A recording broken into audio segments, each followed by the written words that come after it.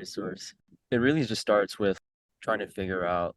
So like my first year during the program, I was working with project teams in Ghana, Morocco, Zimbabwe, and Bangladesh, I think. The whole premise was like trying to figure out projects that had been completed like 3 to 7 years ago had sustained or not.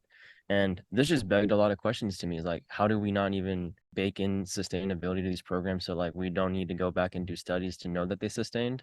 So it was just a lot of problematic things for me. Didn't make sense, first of all. And it was just like a waste of money in a sense. We're really spending time doing this when there's actually things that we could be doing on the ground.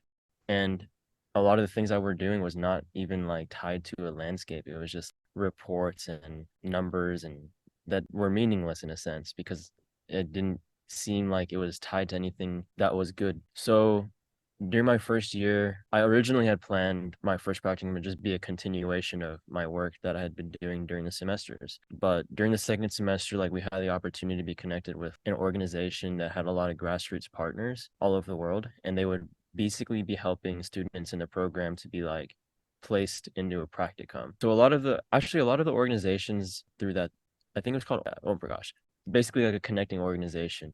They had a lot of grassroots organizations, but I think they also had some other like nonprofits and such. But I decided I wanted to be like on the ground, not behind a computer all summer, and trying to get like a fuller experience of everything.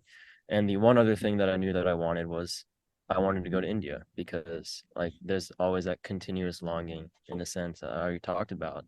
And I think it was also something that like my family was very supportive of because like I'd already done work in other places, but I hadn't made my way over to what was home for us. So they were very excited about that, and I was too, just to finally be going back to India after like I think 7 or 8 years. So it kind of just naturally happened in a sense. Like I wasn't like really pushing it, and I think I had one conversation with Harjeet, and he was supposed to just be like an introductory call, and I think he said that I'm not going to interview you after this. This is how we operate. This is like what we do. And we're a low resource organization. We're not really like putting money towards a problem. We're just designing like these regenerative systems that are sustainable. And it's a lot of working with the communities, working with the government. And it took me not too long to actually understand what he was talking about. And I was just like, this feels so right. And when he said he's not going to interview me, and it's just up to me if I want to come or not. I was like, this really sounds like the place that is for me. And he gave a lot of warnings, like a lot of people like don't understand this, and like they come here with expectations of doing like a community project, like a cleanup or something, and we don't do that here. Like it's just community like weaving and trying to create these regenerative flows and creating these programs that are just built in sustainable.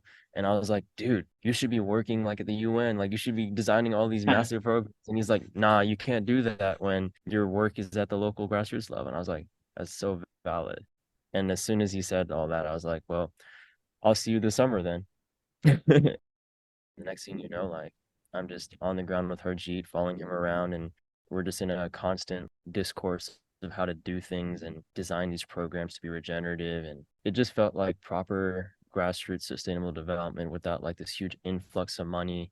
There's no emphasis on report making and fluffing up the numbers and none of these things that make the nonprofit industrial complex what it is. And I was just like, this just seems like how sustainable development should be happening.